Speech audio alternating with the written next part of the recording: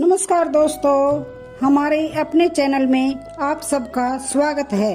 आज मैं आप सबको मीराबाई की कहानी सुनाने जा रही हूँ। मीराबाई भगवान कृष्ण के अनन्य भक्तों में से एक थी। उनका प्रेम प्रभु श्री कृष्ण के लिए बहुत ही अनमोल था। मीराबाई भक्ति काल की एक ऐसी संत हैं जिनका सब कुछ भगवान श्री कृष्ण के लिए समर्पित था।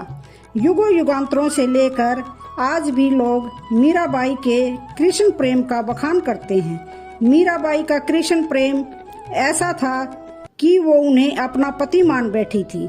मीराबाई के बाल मन में कृष्ण की ऐसी छवि बसी थी कि किशोरावस्था से लेकर मृत्यु तक उन्होंने कृष्ण को ही अपना सब कुछ माना। जोधपुर के राठौर रतन सिंह की इकलौती पुत्री मीराबाई का जन्म 16वीं शताब्दी में हुआ था। एक बार की बात है, उनके दरवाजे के सामने से बारात जा रही थी तो मीरा ने अपनी माँ से कहा, देखो माँ, दूल्हा कितना सुंदर है। माँ, मेरा दूल्हा कौन है? क्यों परेशान करती है मीरा? बारात आ गई है और ये तू क्या प्रश्न कर रही है? बताओ ना माँ, मेरा दूल्हा कौन है? मीरा, वो सामने कृष्ण जी की मूर्ति देख रही हो ना, वही तुम्हारे दूल्हा है। क्या कृष्ण जी मेरे दूल्हा हैं? फिर तो यही मेरे पति हुए ना माँ। माँ की बातों का मीराबाई पर इतना गहरा असर हुआ कि वह कृष्ण प्रेम में मगन रहने लगी।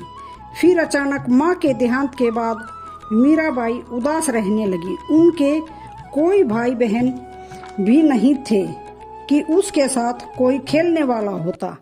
मीरा जब बड़ी हुई, उनके पिता रतन सिंह और उनके दादा ने मिलकर मीराबाई का विवाह उदयपुर के महाराजा भोजराज, जो मेवाड़ के महाराणा सांगा के पुत्र थे, उनके साथ तय कर दिया। दोनों परिवारों का संबंध सूत्र में बंध गए। सन 1553 में मीराबाई के गुरु रविदास जी की उपस्थिति में कुंवर भोजराज और मीराबाई का विवाह संपन्न हुआ। मीराबाई इस विवाह से खुश नहीं थी। वो अपने साथ श्री कृष्ण जी की मूर्ति ले आती है। क्या बात है मीरा, तुम्हारी आंखों में आंसू? क्या तुम इस विवाह से खुश नहीं हो? मेरा विवाह तो बचपन में ही मेरे कृष्ण से हो गया था, वही मेरे पति हैं। ये क्या पागलपन है मीरा? या ये इस तरह के मजाक का सही वक्त है? नहीं, मैं सत्य कह रही हूँ, मेरे पति कृष्ण ही है और मैं उनकी प्रेमिका। राजा भोज गुस्से में बाहर जाकर अपनी माँ और बहन से कहते हैं, मीरा, ये क्या पागलपन है जो तुम हमारे भाई से इस तरह का व्यवहार कर रही हो? तुम्हें क्या लगता है मेरा पुत्र शांत स्वभाव का है कि तुम उसे अपनी बातों से घुमाओगी और वो घूम जाएगा? ये तुम्हारी भूल है मीरा, मैंने सत्य ही बोला है। माताजी, मैंने हमेशा ही अपने गिरधर गोपाल को अपना पति माना है, उनके समान मेरा कोई नहीं। मीराबाई वही मंदिर में जाकर भगवान कृष्ण की मूर्ति के समक्ष भजन कीर्तन किया करती थी और कृष्ण भक्त भी उनकी भक्ति में रम जाते थे। पर समय परिवर्तनशील है। मीरा के भाग्य में गृहस्थ जीवन भोगना विधाता ने नहीं लिखा था। केवल 25 वर्ष की अल्पायु में सन 1580 में कुंवर भोजराज का अकस्मात देहांत हो गया और मीरा को जबरदस्ती राजमहल में लाया गया। मीरा, तुम्हें अंदाजा भी है, यहाँ तुम्हारे पति का देहांत हो गया और तुम मंदिरों में रासलीला करती फिर रही हो। तुम्हें भी तुम्हारे पति के साथ सती होना होगा। यही स्त्री धर्म है। अपना हार श्रृंगार त्यागना होगा। मेरे तो गिरधर गोपाल, दूसरों न कोई।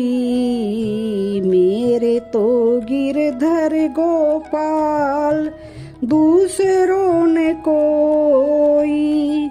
मीराबाई के देवर ने उन्हें पति के साथ सती होने का आदेश दिया, पर वो नहीं मानी। मीराबाई ने अपना हार श्रृंगार नहीं त्यागा और सभा के बीच में से कृष्ण भजन गाती हुई कृष्ण मंदिर में चली गई।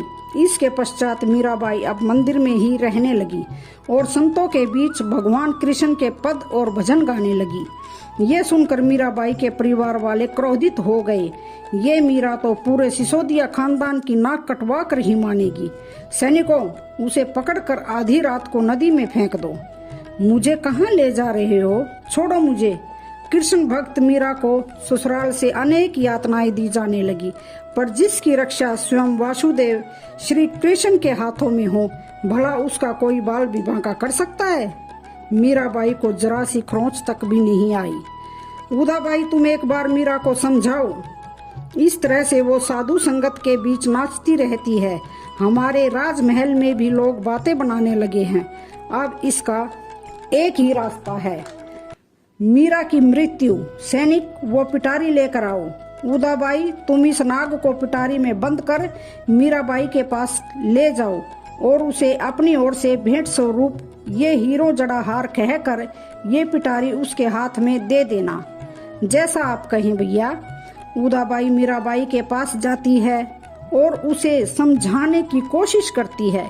मीरा, तुम्हारा ये कृष्ण भक्ति में नाचना और गाना राज परिवार को अच्छा नहीं लगता।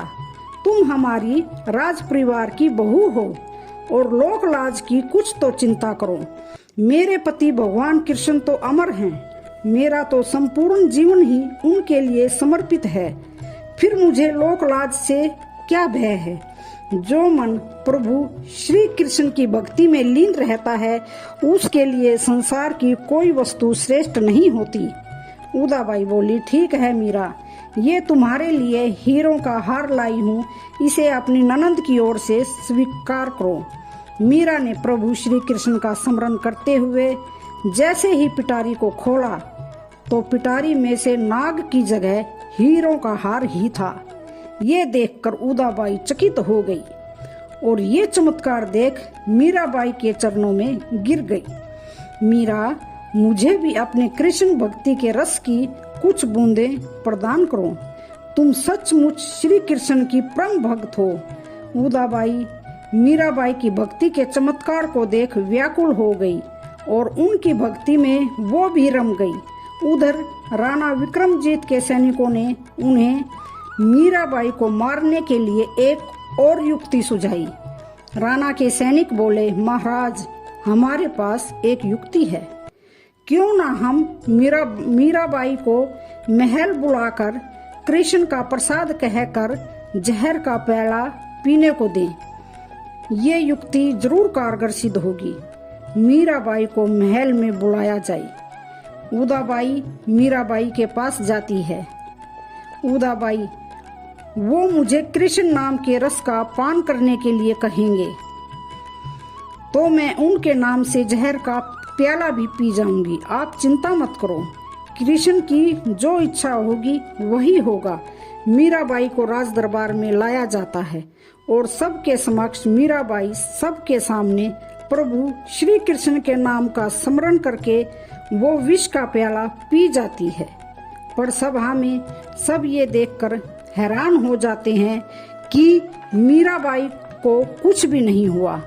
इसके पश्चात मीराबाई घर वालों के इस प्रकार के व्यवहार से परेशान होकर द्वारका और वृंदावन चली जाती है। मीराबाई जहाँ जाती थी वहाँ उन्हें लोगों का सम्मान मिलता था। लोग उन्हें देवी के जैसा प्यार और सम्मान देते थे।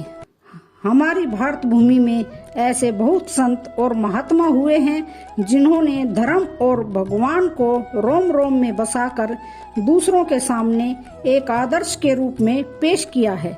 ऐसे ही संतों और महात्माओं में मीराबाई का स्थान सबसे ऊपर माना जाता है। सन 1603 में द्वारका स्थित रणछोड़ के मंदिर में नाचती गाती मीरा बेहोश होकर गिर पड़ी और सदा के लिए अपने प्रियतम श्री कृष्ण में समा गई। तो दोस्तों, आप सबको मीराबाई की ये कहानी कैसी लगी हमें कमेंट बॉक्स में लिखकर जरूर बताना और हमारे चैनल को लाइक, शेयर, सब्सक्राइब जरूर करना। जय